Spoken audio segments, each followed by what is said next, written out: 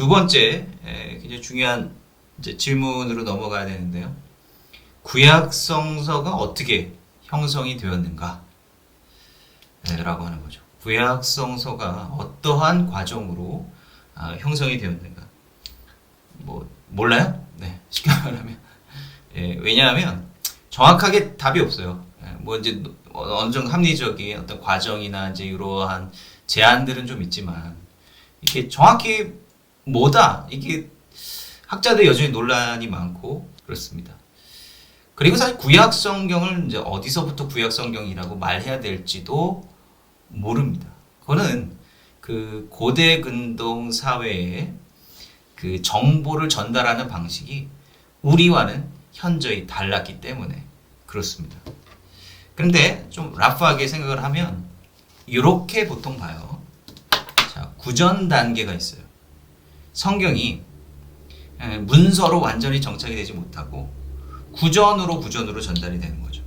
구전 단계로 구전으로 전달이 되는 거고, 그 다음에 그 문서 단계가 와요. 문서 단계.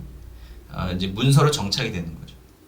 그 다음에 이제 정경화 단계, 그 스크롤에서 책으로 묶이는 단계가 이르게 된다라고 하는 것이죠. 자, 이제 먼저 한번 구전 단계를 한번 생각을 해보죠. 이 구전 단계에 있을 때 이제 사람들은요, 어떻게 정보를 전달하고 주고받았을까라고 하는 것인데요. 여기에 그 중요한 그 힌트가 하나가 있습니다. 기본적으로 여러분들 고대 사회에 그 생각을 하면요, 기본적으로 사람들은 대부분 문맹이었다라고 생각하시면 돼요. 문맹인 건 확실합니다. 옛날에는 그 학교 기관이라고 하는 게 이제 존재하지도 않았고요. 그 다음에 학교라고 하는 게 존재했었던 시대가 분명히 있었지만 그것들은 고위 엘리트층을 위한 겁니다. 서기관들이라든지 어떤 그 나라의 관료가 될 그런 사람들을 위해서만 존재하는 거지. 지금 우리가 이제 누리고 있듯이 이 대중교육이 정말로 그야말로 대중화된 시대는 얼마 되지 않았어요. 사실은 그렇습니다. 근대 이후에나 이제 뭐 대학이라든지 뭐 이런 의무교육이라든지 이런 시스템이 등장을 한 거지. 그 이전에는 그냥 예를 들면 직업교육이죠. 어떻게 먹고 살 것인가 거기에만 한정된 교육이었다라고 하는 것이고, 이런 교육을 받는 사람들이 굳이 글을 알아야 될 이제 필요성이 없다라고 하는 것이죠. 그럼 중요한 거는 어디까지 문맹이었느냐, 그거를 파악하는 것이 굉장히 중요합니다. 우리가 구약 성경이라고 하는 게 우리가 지금 문서로 들고 있어서 좀 그런데 우리가 좀 더 상상력을 좀 더 발휘해야 된다라고 하는 것이고, 그 상상력을 이제 발휘할 때 굉장히 좀 참고가 될 만한 것들이 좀 있어요. 자, 근데 우리가 생각할 때 문맹은 맞는데 이스라엘 사람들은 좀 더 그 문해력이라고 하죠.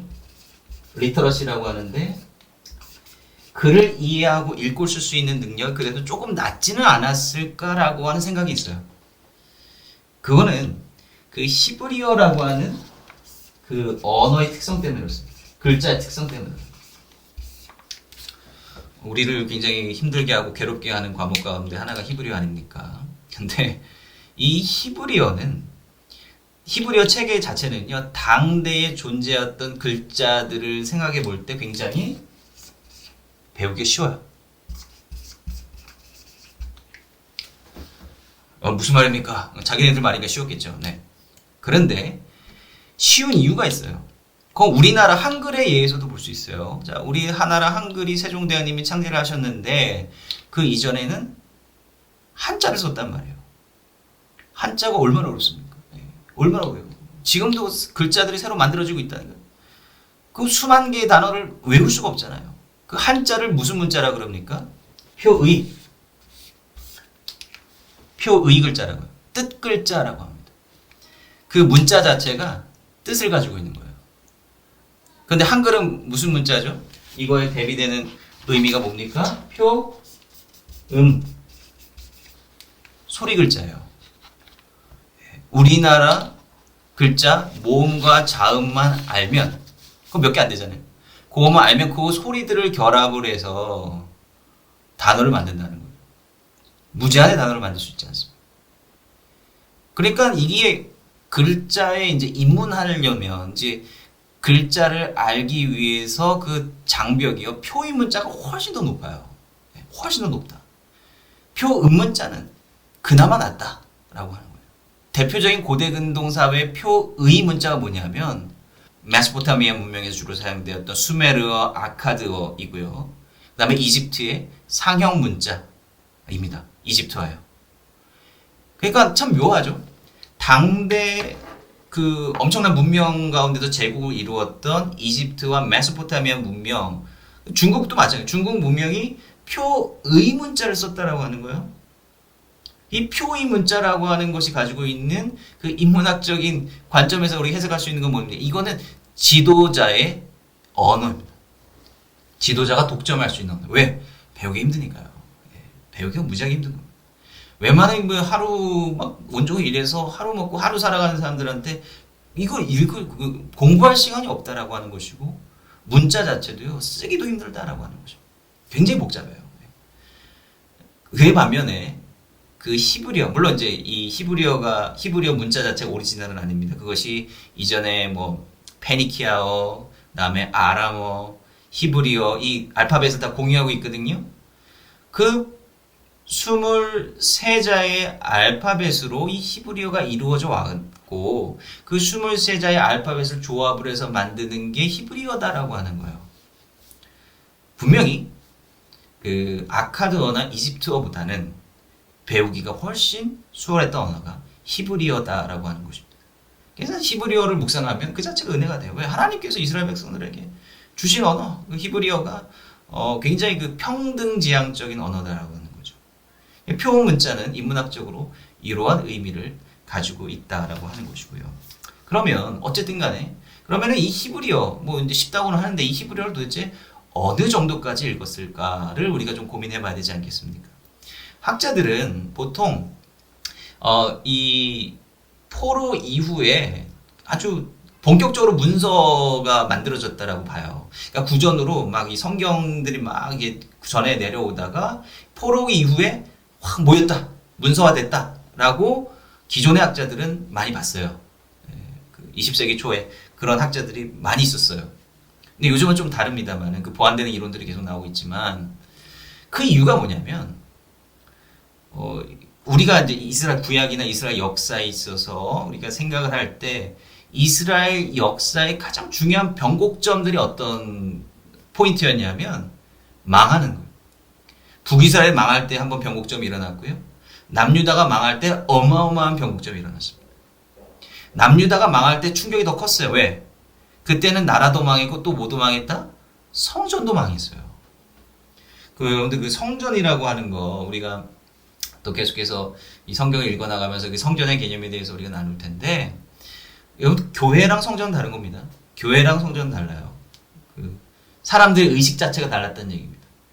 교회가 뭐 이렇게 분명히 신성한 장소고 이러지만 사실 오늘날의 뭐 개신교 현대교회를 보면 거기에 뭐 콘서트도 하고 뭐 공연도 하고 막 이러잖아요. 근데 옛날에는 그거 상상할 수도 없는 거예요. 왜냐하면 이 사람들은요, 이 성전이 그 큰 집이거든요. 이게 성전 자체의 원래 의미가 뭐냐, 큰 집이라는 뜻이거든요. 신이 거하는 장소다라고 하는 거예요. 근데 우리처럼 이렇게 뭔가 메타포적이고 영적인 이런 게 아니라 진짜 물리적인 신이 임하는 장소는 그 성전 자체가 그 물리적으로 신이 임하는 장소예요. 그 고대인들의 사고방식은 그렇습니다. 그러니까 신전이 무너진다라고 하는 건 무슨 이야기면 그 종교 질서 자체가 완전히 다 와르르 무너져 버린다라고 하는 것이에요. 그리고 그 성전이 가졌던 굉장히 중요한 의미가 뭐예요? 제사잖아요. 기능이 제사잖아요. 제사로 속죄를 이루어야 되거든요. 속죄가 안 되잖아요, 이제. 그거 도대체 어떻게 할 거냐? 라고 하는 문제가 생기는 거죠. 그래서 그 성전이 무너지고 난 다음에 이스라엘 종교에 있어서 아주 일생일대 변곡점이 생기는데, 그게 뭐냐면 제사 중심의 종교에서 말씀 중심의 종교로 변화하는 겁니다.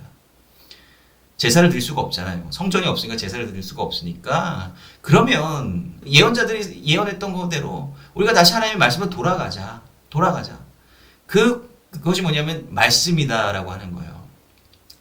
그 사무엘서에 보면 하나님께서 사무엘에게 순종이 제사보다 낫다라고 말씀하셨잖아요. 그 전통이죠.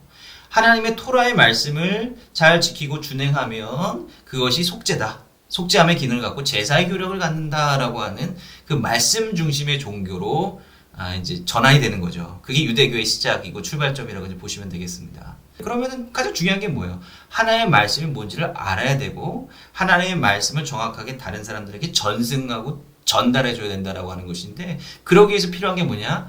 기록이다. 그래서 그 느헤미야에서 보면 에스라가 이제 고전적인 학자들은 에스라가 이제 그 일을 한 것이다라고 보고 있어요.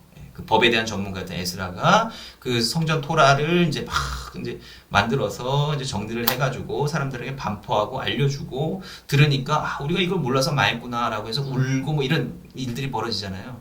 그걸 이제 가장 그 중심점에 에스라라고 보고 있는 학자들이 이제 고전적인 학자들이 있죠. 물론 이제 그보다는 더 복잡한 과정을 거쳐서 문서화되었다라고 이제 보는데 그러나 정말 포로기 이전에는 문서가 전혀 존재하지 않았을까라고 하는 그런 좀 질문을 던져보는 것이고요.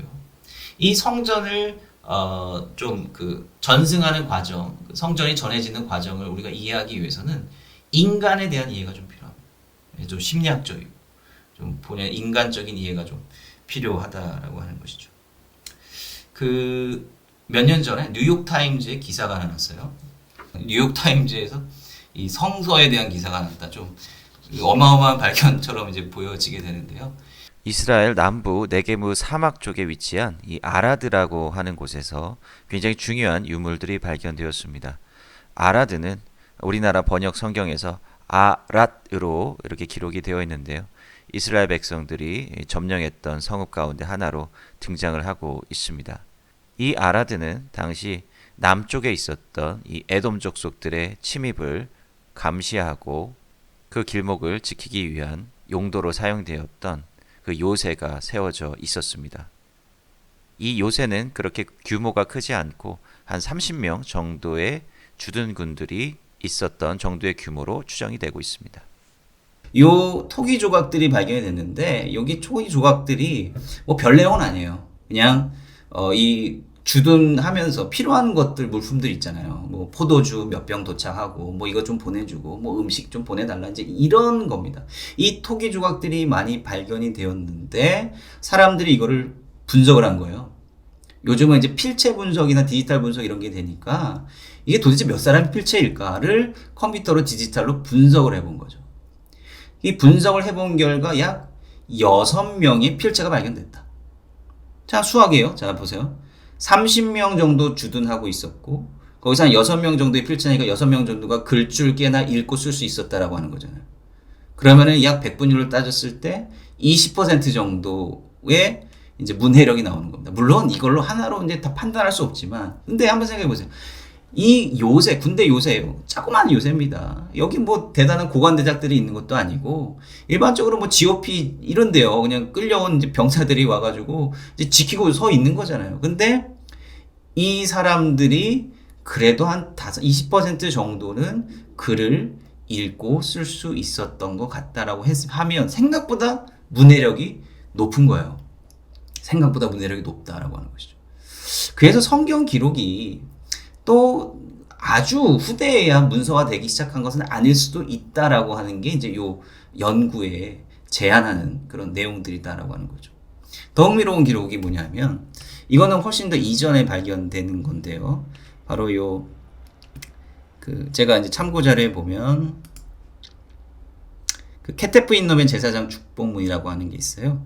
이 케테프 흰놈이라고 하는 곳, 여기 이제 이익상 목사님이 운영하는 이 블로그가 있는데 여기 자료가 좋아요. 여기서 복사해서 이제 붙여놓으면 이런 사이트가 뜨는데 그 케테프 흰놈이라고 하는 건 뭐냐면 예루살렘 성 남쪽이에요. 예루살렘 성 남쪽에서 발견된 무덤터입니다. 거기서 무덤을 발굴하는데 이 두 가지의 금속으로 된 두루마리가 나왔어요. 은으로 된 거예요. 아주 작아요. 그냥 손가락, 검지손가락 하나 정도 되는, 하나 더 작죠.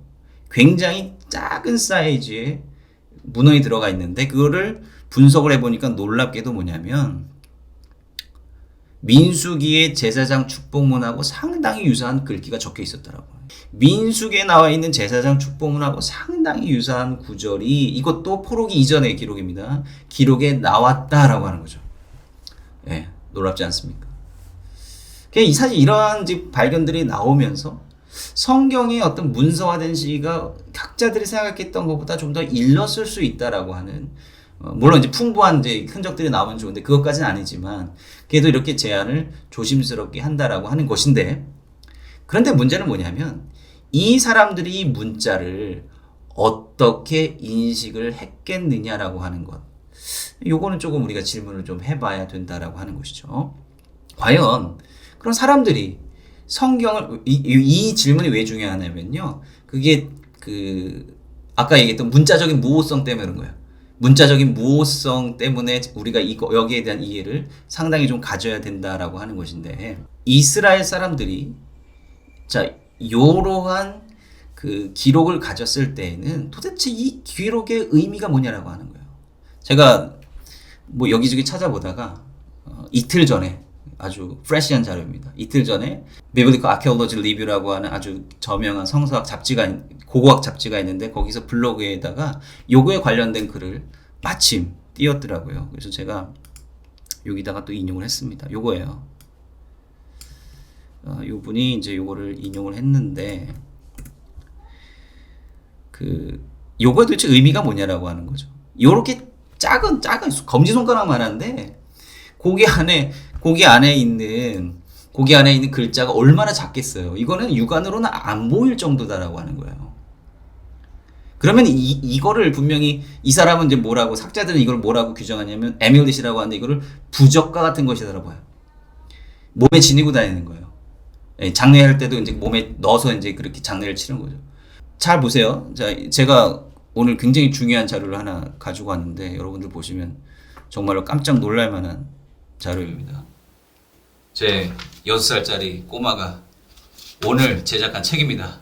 네, 요즘 이런 책 만드는 게 재미가 들려가지고. 자, 이거 보세요. 이거 뭐라고 썼는지 아십니까? 이거 하트예요. 여기 뭐 아빠 사랑해요라고 썼습니다. 이거 보세요. 토네이도입니다. 토네이도를. 자, 얘가 이 글씨를 알까? 이거 글자인가요? 아닌가요? 얘가 이 글자를 알까요? 모를까요? 글자 몰라요. 문맹이 아직. 예. 그런데 얘는 이 내용이 뭔지 알잖아요. 글자는 몰라도 이 내용이 뭔지 안다고요. 사람들은 성경을 바로 이런 식으로 인식했을 것이다라고 하는 것이죠. 이들의 기록을 가지고 몸에 지니고 있었고 그들이 글자를 볼 줄 알았지만 글자 자체로 완벽하게 해독했냐, 이거는 둘째 문제. 중요한 건 뭐냐면 이 쪽지, 성경의 쪽지를 만약에 가지고 있었다면 그 글자를 다 읽었는지 안 읽었는지는 몰라요. 그러나 그 내용이 뭔지는 머릿속으로 알고 있었다라고 하는 얘기입니다.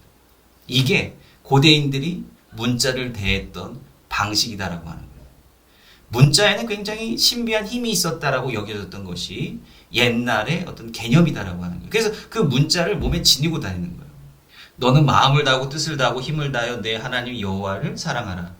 오늘날 내가 명하는 이 말씀을 너는 마음에 새기고요. 마음에 새기고. 하나님께서 이스라엘 백성들에게 이 쉐마 이스라엘 말씀이잖아요. 들으라 이스라엘아 이렇게 시작하는 말씀인데, 이 말씀을 어떻게 하라? 마음에 새기라라고 하는 거예요. 자, 그런데 이와 동시에 이루어졌던 일이 뭐냐? 자, 여호와께서 그 언약을 너에게 반포하시고 너에게 지키라 명령하시고 십계명 대표이며 두 돌판에 친히 쓰신 거죠. 모세가 십계명 두 돌판을 이스라엘 백성들에게 보여주지 않습니까? 기록이 있다는 거예요. 기록은 존재한다. 그런데 이스라엘 백성들이 그 십계명 두 돌판에 뭐가 쓰여져 있는지 읽을 수 있었을까요? 아니요. 못 읽었을 거예요. 그들이 할 수 있었던 건 뭐냐면 그 말씀을 마음에 새겨서 저 십계명 두 돌판에 쓰여진 말씀이 이거지 라고 하는 것을 인식하고 보았을 것이다 라고 하는 겁니다. 기억이에요. 기억. 자, 또 볼까요? 신명기 17장에 보면 이 왕이 해야 될 역할, 왕의 의무에 대해서 이렇게 이야기를 하고 있는데요. 왕이 해야 되는 역할이 뭐냐면 성경을 베끼는 거예요. 우리가 신명기 볼 때 우리가 분명히 보긴 하겠지만 신명기의 굉장히 중요한 정치 사상이 뭐냐면 하나님이 왕이시다라고 하는 거예요. 너가 왕이 아니다라고 하는 거예요. 하나님이 왕이시기 때문에 너는 예언자의 말을 들어야 되고, 또한 중요한 건 뭐냐면 하나님의 율법의 말씀, 어떻게 선과 악을 판단하고 그것을 기반으로 해서 백성들을 통치할 것인가, 이거를 알기 위해서 말씀을 제사장 앞에서 책에 기록하라라고 하는 겁니다. 기록이 있죠. 근데 기록이 누구에 의해서 계속 이루어지겠어요? 아까 모세, 지금 왕, 그 다음에 레위인 앞에서 기록하라고 하는 얘기는 그 기록을 보관하고 있었던 사람이 바로 레위인이었다라고 하는 제사장 계급이었다라고 하는 것을 우리가 생각해 볼 수 있겠죠. 자, 신명기 32장에 보면 그 모세의 노래의 부분입니다. 모세가 모든 얘기를 다 하고 유언처럼 얘기 다 하고 이제 이스라엘 백성들이 잊지 말아야 될 가르침을 뭐로 전해주느냐 바로 노래예요. 굉장히 중요한 겁니다. 애들이요. 그 기억하는 거가 아주 기가 막힙니다. 글자는 못 써도요. 그 ABC 있잖아요. 그거 그러면 4살, 5살이면 다 외워요. 그냥 생자로 외우면 못 외우죠. 어떻게 외웁니까? 노래로 외우는 거예요. A, B, C 하면 외워요. 그거 몇 번 하면 눈이 들어온다. 그러니까 이 모세가 노래로 알려줬다라고 하는 게 노래라고 하는 게 이제 중요한 개념이에요. 노래라고 하는 거는 기억을 도와주는 장치다라고 하는 것이죠. 이 옛날 사람들이 호머의 그 일리아드 같은 거 보면은 행이 3,000행이 넘어요. 근데 그 행을 당시 음유시인들이 다 외우고 얘기했다는 얘기예요. 그러면은 그게 무슨 얘기입니까? 운율이 있으면 외워진다라고 하는 얘기고 운율 플러스 뭐가 있으면 스토리, 플롯이 있으면 그것을 외울 수 있다라고 하는 얘기죠. 예레미야가 내려야 될 바룩을 부르매 바룩이 이제 제자죠. 바룩이 예레미야가 불러준 대로 여호와께서 그에게 이르신 모든 말씀을 두루마리 책에 기록하니라. 예언서가 이렇게 기록이 되었어요. 예레미야가 하나님의 말씀을 듣고 불러주면 그 제자들이 기록을 했다라고 하는 얘기. 다음에 느헤미야 이제 망하고 왔어요. 돌아왔습니다. 하나님의 율법책을 낭독하고 해요. 하나님의 율법책을 다 뺏겨서 막 카피본 만들어서 백성들에게 주는 게 아니라 백성이 그 낭독하는 것을 깨닫게 읽어주었다라고 하는 거예요. 자, 정리해보죠. 자, 그러면은 여러분들 어떤 그림이 그려집니까? 문서는요, 문서 기록은 당대의 엘리트들에 의해서 유지가 됐다. 그러면 일반 사람들에게는 어떻게 그 문서의 내용이 전해졌는가? 낭독, 기억이다. 기억하고 낭독하고 같이 가는 겁니다. 이게 성경의 포로기 이전의 전승 과정이었다라고 하는 거예요. 이스라엘 백성들은 그 어느 정도로 문해력이 있었을 것이었습니다. 근데 완벽하지 않, 이 성경이 굉장히 복잡한 내용이거든요. 이 성경책을 이해할 만큼의 문해력은 가지고 있지 않았다라고 하는 거죠. 그러면은 그 내용을 베끼고 보관하고 하는 거는 그 당대의 서기관들이나 제사장들과 같은 엘리트들에 의해서 이루어져 왔고, 그것을 뭐 어떤 포럼이나 대중 앞에서 그것을 낭독하고 읽어주고, 혹은 이제 신명기서 보면은 이제 레위 재판관들이 그 재판하는 거를 통해서 이제 율법을 가르치라 이제 이런 얘기도 나오거든요. 그러니까 그런 어떤 재판 과정이라든지 낭독의 과정이라든지 이런 걸 통해서 이스라엘 백성들이 그것을 들었고, 그 들은 것을 암기해서 자신의 자손들과 자식들에게 이야기를 해주면서 가르침을 주었을 것이다라고 우리가 생각을 해볼 수가 있습니다. 여기서 바로 기억이라고 하는 개념이 성서 전승 과정에서 굉장히 중요한 개념이다라고 생각합니다. 저는. 네. 저는 그걸 지지하는 거예요. 그래서 이 기억이라고 하는 그 개념을 굉장히 잘 설명한 사람이 그 데이비드 M. 카라고 하는 사람인데, 제가 오늘 수업 안내에다가 그거를 넣어놨어요. 영어 책인데 제가 참 번역하고 싶은 책이긴 한데요. 그 책의 이제 주된 요지가 이제 그런 교육 방식이 어떻게 이루어졌나라고 하는 것을 쓴 거예요. 예. 굉장히 중요한 책이라고 이제 생각을 하는데, 자, 그럼 한번 생각해 보세요. 기억을 통해서 전달한다라고 하는 거예요. 자, 신데렐라 이야기를 이제 합니다. 신데렐라가 뭐 어리버려서 어머니를 잃고 계모한테 뭐 시달림을 당하고 뭐 이제 구두 뭐 어쩌고 저쩌고 하는 얘기가 쭉 있잖아요. 그럼 제가 여러분들에게 이제 이 책을 가지고 대본을 스크립트를 가지고 이렇게 막 읽어드린단 말이에요. 여러분들이 그걸 들어요. 암기를 합니다. 그러면 덮고 여러분들 한번 써보세요. 뭐라고 하시면 여러분들 나름대로 쓰겠죠. 여러분들 금방 쓰실 수 있어요. 왜냐하면 플롯이 있어요. 플롯 없고 그냥 뭐 정보만 쭉 전화번호 이거 못 외우잖아요. 플롯이 없어요. 스토리와 플롯이 있으면 암기가 훨씬 더 편합니다. 성경이 플롯 아닙니까? 그죠? 플롯은 씁니다.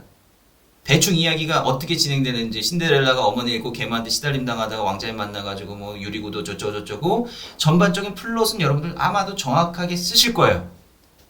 근데 여러분들이 틀리는 부분이 뭐냐?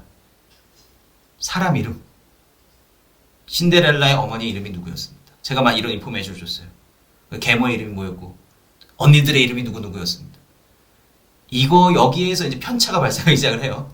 예. 암기력이 어느 정도 되는 사람들하고 아닌 조금 부족한 사람들하고 여기서 편차가 발생하게 되고, 그 다음에 이름이 비스무리한데 틀리는 부분들이 생기게 되고요. 막 이런 부분들이 막 생기는 거예요. 성경에서 이런 부분들이 꽤 등장합니다. 그래서 옛날에 뭐 고전적인 그 이제 문서비평, 뭐 지금도 뭐 그런 연장선상에 서 있는 사람들이 많은데, 그런 사람들이 뭐 예를 들면 모세의 장인의 이름이 뭐 이드론지 루엘인지 이거에 따라서 문서를 나누는 거예요. 이거는 뭐 제이고 이거는 이다, 이런 식으로 문서를 나누는 기준이 그렇게 다른 단어를 사용하는 그런 본문들을 찢어버린 거죠. 그럼 이건 다르게 받아들여져야 된다라고 하는 건데. 근데 이 기억이라고 하는 거의 생리와 이 개념을 여기다가 적용을 해보면 아닐 수도 있잖아요. 같은 시대였음에도 불구하고 기억이나 어떤 전통, 그 전통으로 내려오는 그 동네마다 예를 들면 이런 거, 이거 대댄지 있지 않습니까? 대댄지가 동네마다 이름이 다 달라요. 네. 저는 충주 출신인데 저는 하늘 땅이에요. 굉장히 철학이 담겨져 있습니다. 네. 대댄지 하늘 땅이에요. 이게 다 다르잖아요. 형태는 같으나 그 네이밍이 다르다라고 하는 것이죠. 그럼 이거를 이 이름을 근거로 해서 물론 지역이나 이런 건 분리할 수 있겠지만 시대 자체를 이게 떨어뜨릴 수 있겠느냐, 이게 정확한 근거가 될 수 있겠느냐라고 하는 거에 좀 물음표다라고 하는 것이죠. 이 성서 전승 과정에 대한 이해를 위해서는 이러한 인간의 어떤 기억력이라든지 전승 방식이라든지 인지 방식 요구에 대한 이해가 굉장히 중요하고 또 필요하다라고 하는 것이죠. 이제 저희 힌트를 드린 거죠. 물론 이 방법론이 100% 맞냐 다르냐, 이거는 좀 다른 문제이긴 하지만 스스로 이제 판단을 좀 해볼 그런 부분들이 여지가 있다라고 하는 것이죠. 그럼 성경이 어찌됐든 간에 이제 문서화 이유를 말씀드리는 거예요. 어쨌든 간에 어느 시점에 있어서 문서화가 되었습니다. 그 이후에 성경이 또 어떻게 형성이 되어지기 시작했는가라고 했을 때 우리가 중요하게 생각해야 될 것이 바로 요 마소라 전승이다라고 하는 거예요.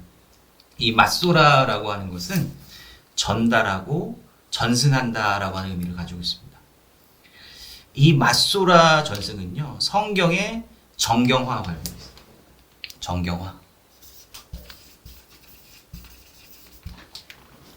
성경이 문서화 되었다라고 하는 것은 1차적으로는 스크롤로 만들어졌다라고 하는, 다 따로따로 떨어져 있었다라고 하는 거죠.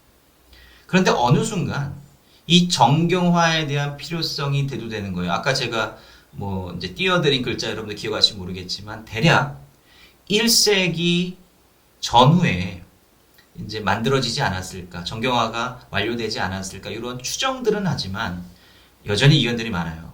특히 전통적으로는 바로 AD 90년경에 있었던 뭐 얌리아 공의회 때 정경화가 픽스가 되었다라고 되었지만 거기에 대한 이견들이 많이 있습니다.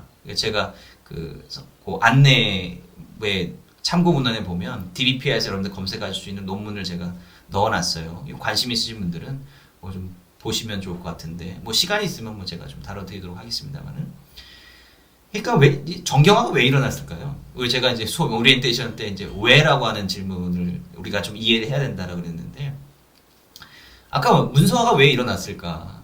그러니까 아까 얘기했듯이 성전이 파괴되고 이제 제사를 당장 드릴 수가 없기 때문에 토라 율법에 대한 그런 문서화에 대한 요구가 일어났을 것이다라고 하는 것을 말씀드렸고요. 그 다음 단계가 정경화거든요. 창세기부터 기독교식으로 말하면 말라기, 유대식으로 말하면 창세기부터 역대기까지 책들이 이렇게 순서로 배열이 되고 하나의 책으로 묶이게 된 이 정경화의 과정이 왜 일어났느냐라고 하는 것이죠.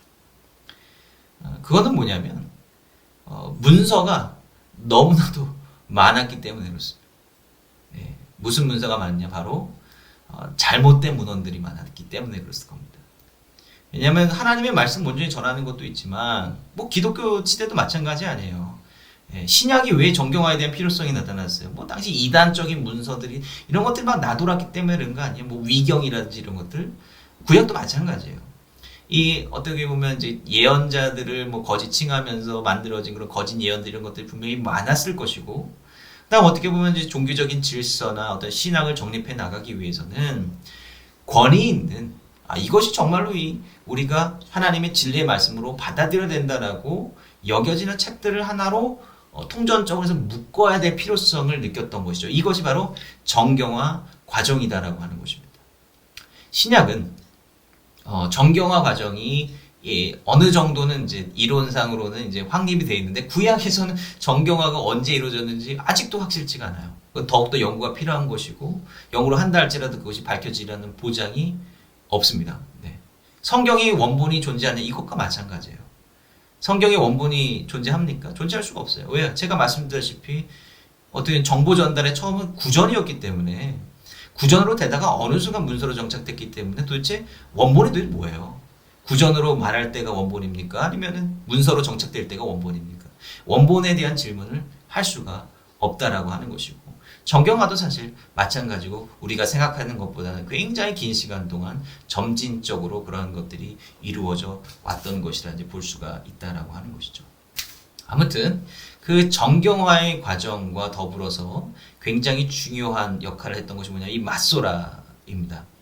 맞소라라고 하는 거 여러분들 많이 들어보셨을 것이고 아마 여러분들 서재에는 베하에스 그 성경 히브리 성경 텍스트가 하나씩은 다 꽂혀 있지 않을까 생각을 합니다.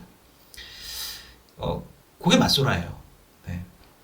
자, 맞소라의 개념이 뭐냐? 맞소라의 개념이 뭐냐? 두 가지예요. 하나는 모음 보존. 그 다음에 변형 방지. 죄송합니다. 하나 더. 정경. 성경 텍스트가 쭉 내려왔을 거잖아요. 그러면 옛날에는요. 히브리어에 모음이 없었어요. 히브리어에 모음이 없었습니다. 지금도 현대 히브리어는 모음을 쓰지 않아요. 왜냐하면 모음 쓰기 시작하면 너무 복잡해지거든요. 그리고 본래적으로 그 세머의 특징인 모음을 원래 쓰지 않는다라고 하는 겁니다. 우리가 생각할 때 이 모음을 안 쓰고 어떻게 읽을 수 있을까 생각하지만 그만큼 히브리어의 어떤 모음 패턴이라고 하는 게 그렇게 복잡하지는 않다라고 하는 거죠. 일종의 패턴들이 있어요. 뭐 동사변화, 명사변화 이런 데 보시면 리듬이 있고 패턴이 있잖아요. 그죠? 그렇기 때문에 사실 생각보다는 그렇게 변화형이 뭐 또 변화무쌍하거나 그렇지는 않아요. 모음이 없어도 읽을 수 있을 정도였다라고 하는 것입니다. 그런데 아까 역사의 변곡점에 대해서 말씀드렸는데 중요한 역사의 변곡점이 뭐냐면 남유다가 망한 거거든요. 남유다가 망해버렸어요. 그러니까 이 사람들이 바빌론 포로로 끌려가지 않습니까? 거기서 뭐 50년 혹은 70년 뭐 디아스포라 생활을 길게 하는 거예요. 그리고 이제 그 이후에도 사람들이 여기저기 흩어져가지고 디아스포라 생활을 하게 되죠. 그리고 나중에 신약시대 때 이후에 또 이스라엘이 또 망하지 않습니까? 그러니까 이 사람들이 그 지역을 떠나서 다른 지역으로 흩어져 살아가는데 이 다른 지역으로 흩어져서 살게 된 결과 이들이 뭐냐면 언어를 잊어먹기 시작하는 거예요. 자기네들이 히브리어를 잊어먹기 시작했다라고 하는 것이고 그 다음에 이미 신약 성경 보면 그때 주로 사람들이 아람어를 많이 사용했다라고 하지 않아요. 그러니까 히브리어 자체에 대한 지식을 잃어버리기 시작했다라고 하는 것입니다. 그리고 심지어는 어떻게 발음하는지도 몰랐다라고 하는 거예요. 그래서 이제 모음 부호를 찍기 시작을 했습니다. 이것도 언제부터 찍힌지 몰라요. 아마도 7세기 이후 탈무드 시대 이후라고 생각은 되는데 예를 들면 이런 거예요. 이게 이제 바이트라고 하는 히브리어인데요. 여러분들 그 모음 찍는 그 포지션을 보면 이 사람들이 어떤 의도로 왜 여러분들 모음 부호를 다른 말로 뭐라고 하니까 점이라고 하거든요. 자 보세요.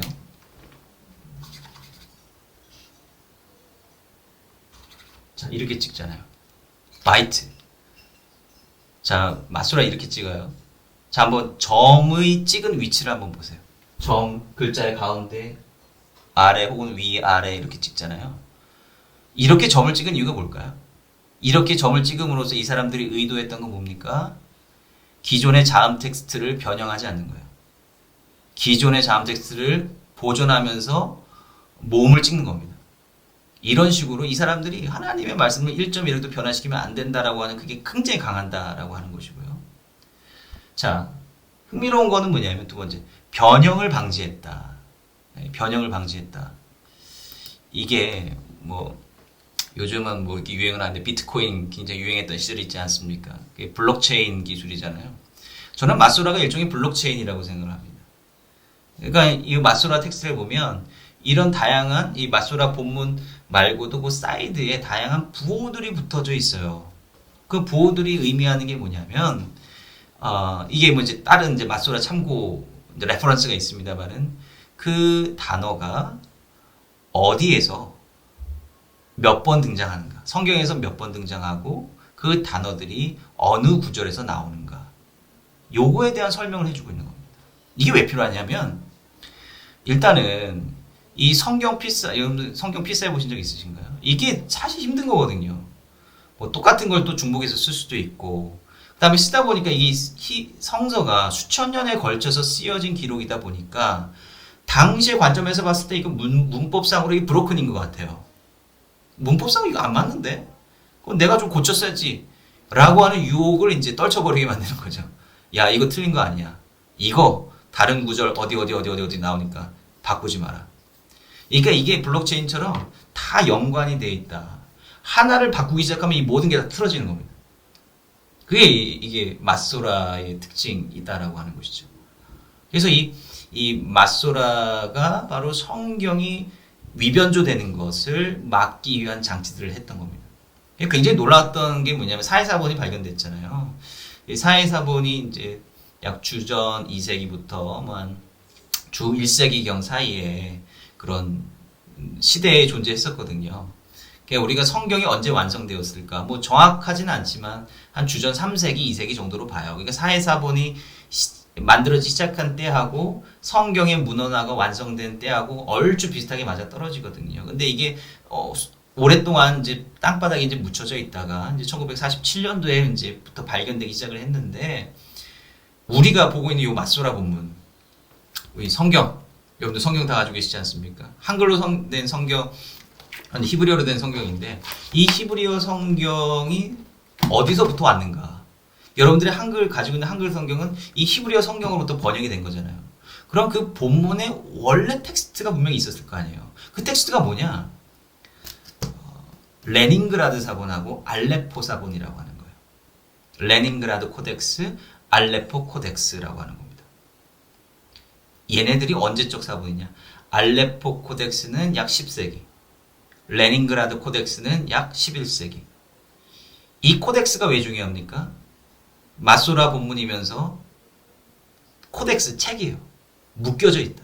묶여져 있다라고 하는 거의 의의가 뭡니까? 정경화가 끝난, 정경화 작업이 완료된 그 흔적을 우리가 볼 수 있다라고 하는 거예요. 예. 이게 낫권, 뭐 우리 뭐 이런 쪽복음 낫권 성경이 아니라 한 권으로 묶여져 있을 때에는 이게 정경화가 딱 이제 표가 나는 건 아니잖아요. 그죠? 그런데 이 레닌그라드 코덱스하고 이제 알레포 코덱스의 저작 시기가 아까 말씀드렸다시피 10세기, 11세기예요. 그럼 성경이 완성되었다라고 여겨지는 시기가 주전 3세기, 뭐 2세기 뭐 이런 정도잖아요. 그러면 그 시간적인 갭이 도대체 몇 년이에요? 1000년이 넘는다. 1000년 동안 필사가 됐다라고 생각해 보세요. 이게 변형이 안 될 수가 있어요? 그런데 사해사본 이 발견이 발굴이 되고 거기에 이사야서가 발견했는데 1장부터 66장까지 다 나왔어요. 이사야서. 표기 방식에는 차이가 있지만 내용적으로는 거의 다 98% 이상 들어맞는 거예요. 자, 이게 마소라 전승의 굉장히 중요한 공헌이다라고 하는 것이죠. 그 수천 년, 그 1000년이 넘는 세월 동안 필사가 되는 과정 가운데서 바로 이러한 마소라 장치가 언제부터 이렇게 만들어질지 모르겠지만 이러한 방법들을 통해서 이 우리가 뭐 이제 신약 성경에서 보면 굉장히 비난하고 욕 듣는 서기관들이지만 그들이 얼마나 섬세하고 얼마나 정확하게 성경을 필사해왔고 복사해 왔는지를 우리가 알 수 있는 그런 대목이다라고 하는 것이죠. 네. 그래서 뭐 알레포 코덱스하고 이제 레닌그라드 코덱스에 대해서 조금 더 설명을 드리면 이거는 이제 나중에 혹시 뭐 본문 비평이라든지 뭐 이제 고급 히브리어 과정에서 좀 할 만한 좀 구체적으로 나올 만한 얘기인데요. 이 레닌그라드 이제 소련에서 발견된 거죠. 아마도 이제 전쟁통에 이제 유대인들이 이제 피난 갔다가 이제 거기서 이제 발견이 됐다라고 회당에서 이제 발견이 되는 거죠. 그래서 이제 레닌그라드 코덱스 같은 경우는 창세기부터 이제 그 성경 순서가 좀 달라요. 그 히브리 성경은 창세기부터 역대기까지 이제 온전하게 발견됐죠. 그래서 요 레닌그라드 코덱스가 이제 우리가 가지고 있는 BHS, 베하 S의 굉장히 중요한 대본이 되는 겁니다. 네, 대본이 되는 거예요. 그런데 이제 그것만이 대본은 아니에요. 이제 BHS 같은 경우는 이제 그 편집된 성경이라고 얘기하는데, 히브리어 편집본이라고 얘기하는데, 이제 뭐 72역도 있고, 뭐 다양한 번역본, 뭐 사마리아 오경, 다양한 성경의 역본 전등들이 있거든요. 그걸 다 취합을 해가지고, 이게 원본에 맞는 것이 도대체 무엇일까라고 하는 본문 비평 작업이 한 번 더 들어가는 거예요. 네. 아무튼, 그래서 이제 그러한 결실이 이제 BHS고, 지금 BHQ가 계속해서 출판이 되고 있어요. 최근 버전인데. 아무튼 그런 과정이고요. 그 다음에 알레포 코덱스라고 하는 경우는 가장 오래된 거죠. 10세기니까 뭐 몇십 년도 앞선 알레포 코덱스라고 하는 것이 존재를 하는데, 이 알레포 코덱스가 왜 BHS의 대본으로 쓰이지 못했느냐? 그거는 이게 시리아의 알레포 회당에 원래 있었던 건데, 전쟁통에 막 왔다 갔다 하면서 토라가 완전히 다 소실돼 버렸어요. 토라가 완전히 다 날아가 버렸어요. 그래서 앞부분이 없는 거예요. 그래서 이제 그거를 BHS는 사용을 못한 겁니다. 그런데 제가 가지고 있는 요 분홍분홍한 성경이 이스라엘에서 산 거거든요. 요게 이스라엘에서 출판하는 성경은 알레포 코덱스를 기준으로 삼습니다. 캐렌 출판사에서 만든 건데, 요거는 그래서 뭐 그렇다고 해서 막 많이 다른 것도 아니에요. 아까 얘기했듯이 그런 단어 이런 게 좀 다른 부분이 좀 나타나요. 근데 이제 요 가장 오래된 알레포 코덱스고, 그 오경은 레닌그라드 코덱스에서 빼와가지고 같이 이제 편집을 한 거죠. 그래서 같은 히브리어 성경이라고 할지라도 다 같은 게 아니다라고 하는 것이고, 어떤 성경이 더 권위가 있는가, 물론 큰 틀에서는 거의 말씀의 내용은 다르지 않습니다만은 아주 미세한 틈에서 좀 차이가 나는 부분들이 있고, 그것은 여전히 선택의 여지가 있다라고 하는 거죠.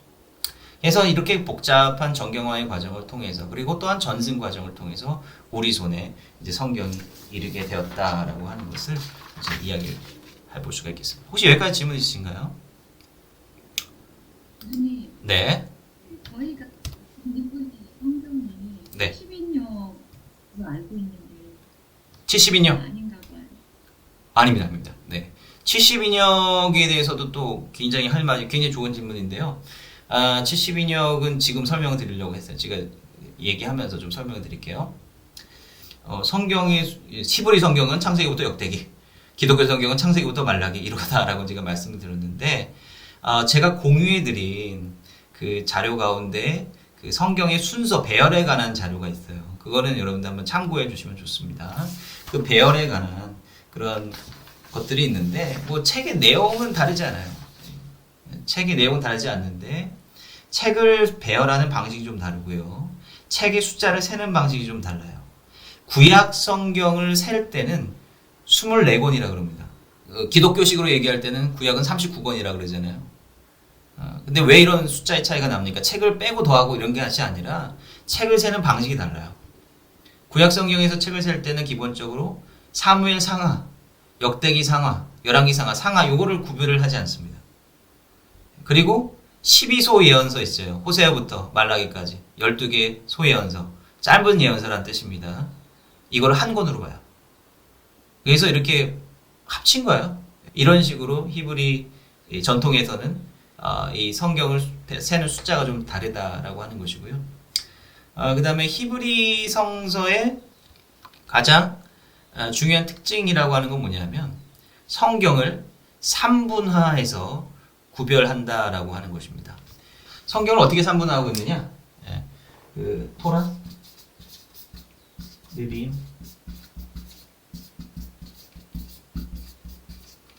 토라 율법, 느빔 예언서, 그 틈이 서문서.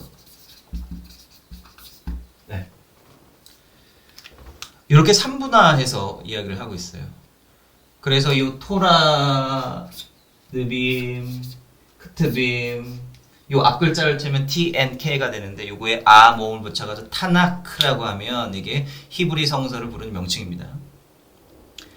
신약 성경에 보면 예수님께서 이 구약의 성경을 이야기하실 때 뭐라고 이야기하세요? 율법과 예언자들의 말과 예언서와 그 다음에 시편이라고 그러거든요. 당시에는 이제 성문서라고 하는 개념이 정경화가 안 된 거예요. 예수님 시대 때까지만 하더라도. 시편을 따로 얘기하시잖아요. 성문서에는 뭐 욥기도 있고 시편도 있고 잠언도 있고 에스더도 있고 뭐 룻기도 있고 막 이러거든요. 근데 그때까지만 해도 정경화가 완전히 다 이루어지지 않은 겁니다. 아무튼 요렇게 나눴다라고 하는 것이고, 이 성문서의 맨 마지막 책이 뭐냐면 역대기예요. 자, 이 순서도 굉장히 중요합니다. 사실 굉장히 중요한 순서고요. 토라의 첫 번째는 창세기, 그 다음에 느비임의 첫 번째는 여호수아서, 그 다음에 크투빔의 첫 번째는 시편입니다. 이 첫 번째 방점에 제가 뭐라고 해요? 율법에 관한 방점이 있다고 말씀드렸잖아요. 유대인들에 있어서 가장 중요한 개념이 바로 율법이에요. 토라 자체에 가지고 있는 그 율법의 중요성. 여호수아 1장, 여호수아가 리더로 거듭나기 위해서 하나님의 율법을 묵상해야 된다. 시편 1편, 여호와의 말씀을 주야로 묵상하는 자의 복이 있다. 그러니까 이러한 율법에 굉장히 중요한 방점이 있다라고 하는 구성이고요. 두 번째 흥미로운 건 뭐냐면 여러분들 우리나라 성경 배열을 보면, 성경 구조를 보면 거기 역사서라고 돼 있어요. 물론 예언서도 있습니다만은 우리나라 성경에서, 개신교 성경에서 그 구별된 예언서는 그야말로 예언자들이에요. 이사야, 예레미야 뭐 이런 예언자들에 대한 이야기들이 예언서로 분류가 돼 있어요. 근데 여호수아서부터 뭘로 분류가 돼 있냐면 역사서로 분류돼 있잖아요. 근데 유대 전통에서는 역사 이야기부터 해가지고 예언서들까지 예언서로 그냥 한 번에 하나로 묶었습니다. 퉁쳤어요. 그 이유가 뭐냐면 제가 얘기했죠. 아까 성경의 중요한 정치 사상이 뭐냐? 하나님이 왕이시다라고 하는 것이고, 하나님이 왕이시다라고 하는 그 가르침이 누구를 통해서 전달되느냐? 예언자들을 통해서 전달된다라고 하는 거예요. 여러분 사무엘 상하, 여러분들 그 제목에 대해서 좀 생각해 보셨어요? 사무엘 상하의 굉장히 중심이 되는 인물이 사실 다윗이에요. 그런데 다윗상 다윗하가 아니라 사무엘상 타멸 하잖아요. 예언자의 이름이 적혀 있다는 얘기입니다. 성경의 역사는 유대식으로 해석하면 예언자들의 역사다. 예언자들의 시각에서 해석된 역사다라고 우리가 인식을 할 수가 있다라고 하는 것이죠. 그리고 맨 마지막에 역대기로 끝나거든요. 역대기가 굉장히 후대의 책이에요. 그래서 이제 맨 마지막에 위치를 하게 되는데, 역대기의 마지막이 뭘로 끝납니까? 이스라엘 백성들이 망했다가 고레스 칙령에 의해서 컴백하는 걸로 끝난다라고 하는 거예요. 뭘로 끝나죠? 다윗 왕조의 부활에 대한 예고로 끝나는 거예요. 예. 자, 유대교고 기독교 간에 우리는 메시아를 기다리잖아요. 다시 오실 그분을 기다리잖아요. 기독교 입장에서 예수님이 이미 오셨고 또 다시 오신다라고 하는 것을 재림을 기다리는 것이고요. 유대교에 있어서는 메시아가 아직 오지 않았다라고 하는 건데, 유대인들이 생각하는 그 메시아의 관점이 뭐냐면 정치적인 메시아다라고 하는 거예요. 그 옛 예루살렘 이스라엘 왕조가 다시 부활할 것이다라고 하는 그 희망으로 역대기서가 마무리되고 있다라고 하는 것이죠. 뭐 이것도 사실 하나의 해석입니다. 해석이지만 그러한 의도가 굉장히 잘 드러나 있다라고 하는 것이죠. 자, 기독교의 순서는 좀 다르다라고 말씀드렸습니다. 아까 72년에 대한 질문을 하셨는데, 기독교의 성경 순서는 72년을 굉장히 닮아 있습니다. 그 72년 가운데에서는, 자, 그럼 72년이 도대체 뭐냐? 할 말이 많은데. 72년이란 뭐냐면, 여기 알렉산드리아라고, 당시 옛날에 알렉산드리아 그 도서관도 있지 않았습니까? 옛날 주전시대에는 그 알렉산드리아라고 하는 그 곳은요, 국제적인 학문의 도시였어요. 예, 다양한 그 문헌들이 존재를 했었고, 다양한 종교 전통들이 존재했었던 곳입니다. 예, 그런 곳에서 이제 유대인들이 이제 기거를 하고 있었는데, 이제 유대인들의 입장에서도 뭐예요? 헬라 문화권이거든요. 알렉산드리아는 그리스 헬라 문화권이에요. 이제 그 지역에 살고 있었던 그 유대인들이 그 헬라화 되는 거예요.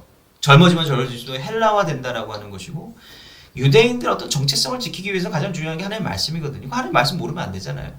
그렇기 때문에 바로 이 헬라어로 이제 그 전승에 따르면 어느 왕이 이제 이걸 번역을 해라라고 해서 뭐 70명의 장로들이 모여서 번역을 했다라고 이제 이렇게 전승에 있지만 뭐 그거는 전승이고요. 어쨌든 간에 현실적이고 역사적인 필요성을 찾아보면 바로 당대의 헬라화된 유대인들을 위해서 이 성경을 이제 전해줄 필요가 있었다라고 하는 것이죠. 그러니까 이렇게 72년이 번역이 되었는데 72년은 책마다 그 번역의 성격이 현저하게 달라요. 하나는 문자적인 번역이 되었던 부분들이 있지만 또 한 번에는 주석적인 번역이 되어 있어요. 막 갖다 붙이는 거예요. 자기가 마음에 안 들면 그것도 설명이 필요하다 싶으면 번역하다가 자기의 생각을 막 적어 놓는 거예요. 그러니까 72년 같은 경우는 굉장히 그 볼륨이 길어지는 그런 부분들도 있고 그 다음에 히브리어 그 원문보다 굉장히 짧게 번역된 부분들도 발견이 돼요.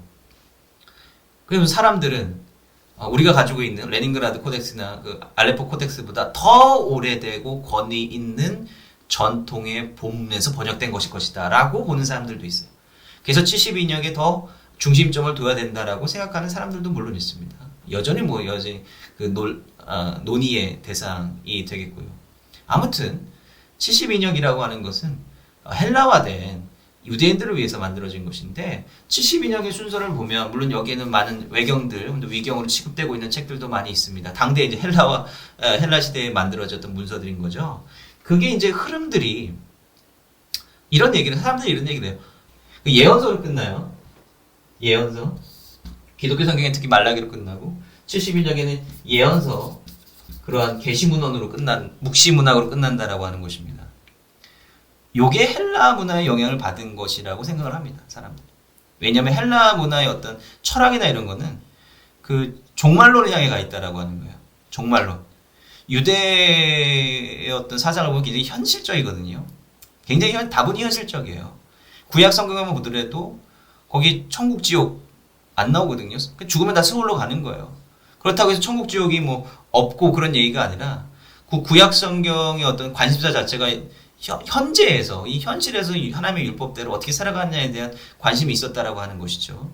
근데 이제 사람들이 헬라화되기 시작하면서 어떻게 보면은 묵시록적이고 어떤 내세 사상이라든지 이런 거에 이제 관심을 갖기 시작했다라고 하는 것이죠. 특히 이제 신약을 보면 그 기독교 전통에서 이 구약 성서를 보면 이 말라기로 끝나잖아요. 말라기의 마지막 부분이 뭐예요? 엘리야와 같은 선지자가 올 것이다. 그게 어떻게 신약에서 어떻게 연결돼요? 세례 요한. 그 메시아의 길을 예비하는 세례 요한으로 연결이 되는 거잖아요. 그러니까 기독교는 72년을 받아들입니다. 그리고 신약 성경에서 이 구약을 인용할 때는 이 72년 성경을 인용하는 거예요. 그리고 기독교 신약 자체도 헬라어로 기록이 되었잖아요.